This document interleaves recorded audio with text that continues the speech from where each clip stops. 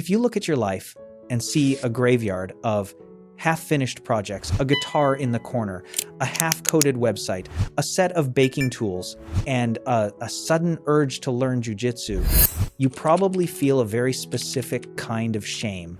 Society has a word for you, dilettante. They tell you you're chaotic, that you lack the grit to specialize. You feel like an imposter because you can't just pick one lane and stay in it. You might even know the phrase jack of all trades, master of none, and use it against yourself. But you're forgetting the rest of the coat. A jack of all trades is a master of none, but oftentimes better than a master of one. In this video, we're going to talk about the psychology of people with too many interests, what they're actually built for, and why everything you've been told about focus might be wrong. Imagine two worlds. In the first world, the rules never change. You learn them once, practice them 10,000 times, and you win. Simple, predictable, safe. In the second world, the rules change every day. What worked yesterday is obsolete today. The map keeps shifting, and nobody warns you. For the last 100 years, society was built around the first world. It rewarded specialists, people who went a mile deep into one thing. Psychologists call this a kind learning environment because it rewards repetition. The rules are stable, but you don't live there anymore. Today, industries disappear overnight. Skills that took years to build become irrelevant with a single update. This is a wicked learning environment. And in a wicked world, the person who only knows one thing is the most fragile person in the room. Your brain knows this, not logically, but emotionally. That restlessness you feel, that pull toward the next thing, you've been treating it like a flaw. It isn't. It's foresight. So you drift. 1 year, you're obsessed with electrical wiring. The next, you're deep into yoga and DJing.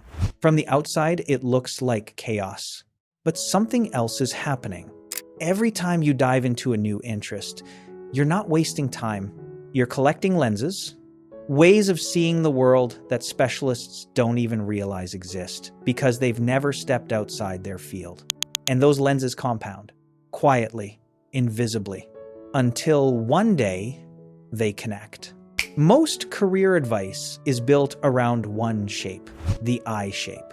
One deep pillar, one identity, one lane. The opposite is the dash shape. A little knowledge about everything, but no depth anywhere. This is where most people with too many interests get stuck. They try to do everything at once and end up with nothing solid. But there's a third shape, the one your brain is actually trying to build. The M shape, 2 deep pillars, strong, grounded, valuable, and a bridge connecting them wide, curious, constantly linking ideas. That's you at your best. Not a broken specialist, not a scattered dabbler, something rarer. One leg in something practical, another in something completely different. And the bridge? Every random interest you've ever had, your philosophy phase, your cooking obsession, your 2 months of learning Portuguese, your strange fascination with how bridges are engineered, that's not distraction. That's data. Specialists rely on something called near transfer. They solve problems they've seen before using familiar tools. It works, but it has a ceiling. You operate differently. You use far transfer. You take something from one world and apply it in a completely different one. That's where breakthroughs happen.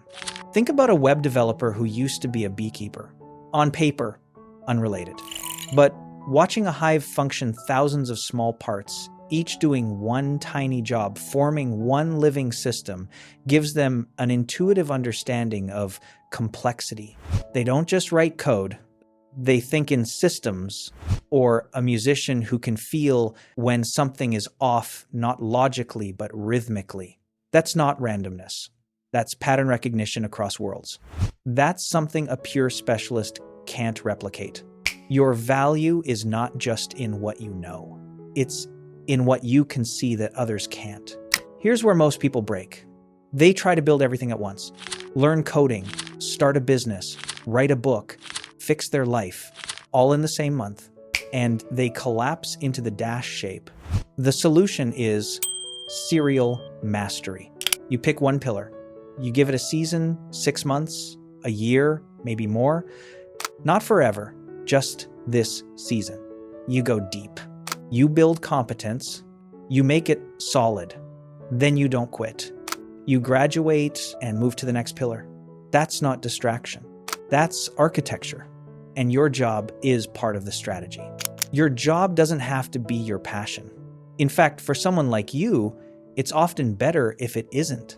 Because when your job consumes your identity, it doesn't just take your time, it takes your curiosity. The version of you that explores slowly disappears. What you actually need is stability, low emotional drain, and mental space.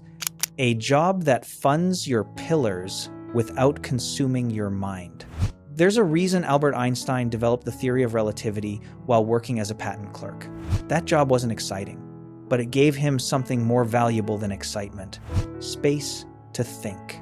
The patent office wasn't a distraction from his real work. It was the foundation that made his real work possible. That's not settling. That's strategy. Your brain generates more ideas than it can hold. That's not a flaw. That's the design.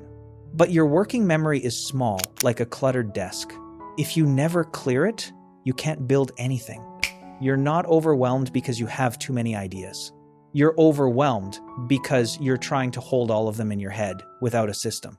There's a reason Nicholas Luhmann was able to publish over 70 books. He didn't rely on memory. He built a system, a simple one: index cards. Each idea written down and linked to other ideas it connected to. Over time, those connections started doing the thinking for him. His work didn't feel forced. It felt discovered. That's the power of externalizing your mind. You don't need a cabinet of cards. You just need somewhere your ideas can live, so your brain doesn't have to hold everything.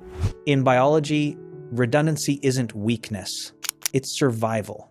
If one system fails, another takes over. Your many interests? That's your redundancy. If you only know one thing and it disappears, you collapse.